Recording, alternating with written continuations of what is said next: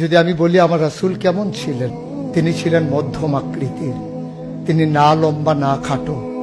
তিনি কখনো বা যখন হাজারো মানুষের সামনে দাঁড়াতেন, বিদায় হজের সময়ে 1,40,000 সাহাবা যখন ময়দানে, তিনি যখন আস্তে করে উঠে দাঁড়ালেন, ওনার চাইতে অনেক লম্বা লম্বা মানুষ থাকার পরেও অবাক বিশ্বে সবাই তাকিয়ে দেখলো সবার উপর দিয়ে যে মানুষটির মাথা মুবারক দেখা যায়, তিনি নবী মুহাম্মদুর রাসূলুল্লাহ সাল্লাল্লাহু আলাইহি ওয়াসাল্লাম। তিনি মধ্যম আকৃতির হওয়ার পরে সবার উপরে তার শির, সবার উপরে তার মাথা। সবাই অবাক বিস্ময়ে তাকিয়ে দেখলেন তার চুলগুলো হালকা হালকা কোঁকড়ানো। তিনি কখনো বা যখন চুলের ভিতরে তৈল দিয়ে আছড়াতেন, অবাক বিস্ময়ে মানুষ তাকিয়ে দেখতেন, মনে হতো চুলের মাঝে যেন মৃদুমন্দ ঢেউ দেখা যায়। তার কপালটা ছিল চওড়া শুভ্র, তার চোখের ভ্রুগুলো ছিল ধনুকের মতো বাঁকা, তার চোখগুলো ছিল টানা টানা ভাসা ভাসা, তার চোখের পাতাগুলো ছিল গোলাপের পাপড়ির মতো। তিনি কখনো বা যখন চোখের পলক ফেলতেন, অবাক বিস্ময়ে মানুষ তাকিয়ে দেখতেন, মনে হতো মৃদুমন্দ বাতাসে গোলাপ পাপড়ি দোল খাচ্ছে। তার চোখের সাদা অংশ ছিল রক্তিমাভ সাদা, কালো অংশ ছিল তার কৃষ্ণ কালো। তার ঠোঁটগুলো ছিল গোলাপি রঙের, তার নাকটা ছিল খাড়া, ছিদ্রগুলো ছিল ছোট ছোট, নাকের নিচে ঠোঁটের উপরে ছিল চিকন সরু গোঁফ। তিনি কখনো বা যখন মুচকি হাসতেন, তার গোলাপি রঙের ঠোঁট দুটো যখন একটু ফাঁক হয়ে যেত আর দাঁতগুলো যখন বের হয়ে যেত, মানুষ অবাক বিস্ময়ে খুঁজত কোথাও যেন বিজলি চমকিয়েছে। তিনি যখন প্রচন্ড গরমের মাঝে ঘেমে সিক্ত হতেন, কপালে তার মুক্তার দানার মতো ঘাম জমে যেত। তিনি যখন দৌড়ে দৌড়ে তার বিবিদের ঘরে যেতেন, আমাদের মায়েদের ঘরে, আল্লাহ রাসূল সাল্লাল্লাহু আলাইহি সাল্লাম ঘরে ঢোকার পরে মায়েরা দেখতেন কপালের মাঝে মুক্তার দানার মতো বিন্দু বিন্দু ঘাম জমে আছে।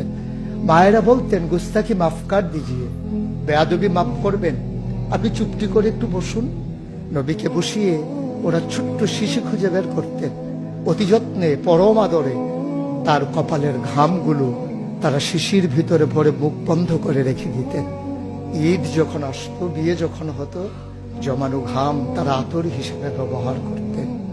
এ নবী তো সে নবী, হেঁটে গেছেন 1 মাস আগে রাত পথ ধরে, যাওয়ার পরে তিনি তো চলেই গেছেন। 1 মাস পরে যখন আবার ওই পথ মারিয়ে কোন এক সাহাবা যাচ্ছেন, স্থানীয় বাসিন্দা যারা রাস্তার কিনারে যাদের ঘর, তাদেরকে ডেকে বললেন, ভাইরা এ পথ দিয়ে কি আমার নবী হেঁটে গেছে কখনো? বলেছে, সে তো 1 মাস আগের কথা, তুমি বুঝলে কেমনে? মুচকি হেসে সাহাবা জবাব দিলেন, হেঁটে গেছেন 1 মাস আগে, কিন্তু আজও সেই পথে নবীর গায়ের জান্নাতি গন্ধ পাওয়া যায়।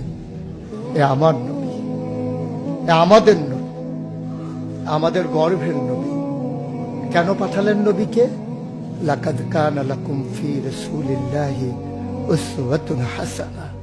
তিনি মডেল, তিনি আইডল, তিনি আইকন, তিনি অনুপম আদর্শ, তিনি আমাদের জন্য উসওয়াতুন হাসানাহ। তিনি পথ দেখিয়েছেন কেমন করে একটা ছেলে তার মায়ের কাছে ভালো সন্তান হতে পারে। তিনি আঙ্গুল দিয়ে দেখিয়ে দিয়েছেন কেমন করে কোনো এক স্ত্রীর কাছে ঈর্ষণীয় স্বামী হওয়া যায়। তিনি আচরণ করেছেন মা আয়েশার সাথে এমন যে আচরণ আজও যদি কোনো মেয়েরা করে, তাহলে তার স্বামী হবে তার কাছে সেরা স্বামী, শুধু সেই স্বামী তার স্ত্রীর সাথে সেই ব্যবহার করে। আল্লাহ রাসূল সাল্লাল্লাহু আলাইহি সাল্লাম আদরের নাতি হাসান হুসাইনের সাথে এমনই মধুর ব্যবহার করেছেন। কেউ যদি সেরা নানা হতে চায়, কেউ যদি সেরা দাদা হতে চায়, সেজন্য নবীজি যে আচরণ করেছে হাসান হুসাইনের সাথে, সেই আচরণ করেছে তার নাতনি নাতনির সাথে, তাহলে সে হয়ে যাবে সেরা নানা। কেউ যদি আদর্শ শিক্ষক হতে চান, কেউ যদি হতে চান উত্তম আদর্শের অনুসারী, তাইলে আল্লাহ রাসূল সাল্লাল্লাহু আলাইহি সাল্লামকে আল্লাহ নিজেই জানিয়ে দিলেন যে আমি তো আপনাকে দান করেছি ইন্নাকা লাআলা খুলুকিন আযীম, আপনি হচ্ছেন উত্তম থেকে উত্তমতর চরিত্রের অধিকারী। চরিত্র হচ্ছে 3 রকম, খুলুকুল হাসান, খুলুকুল করিম, খুলুকুল আযীম।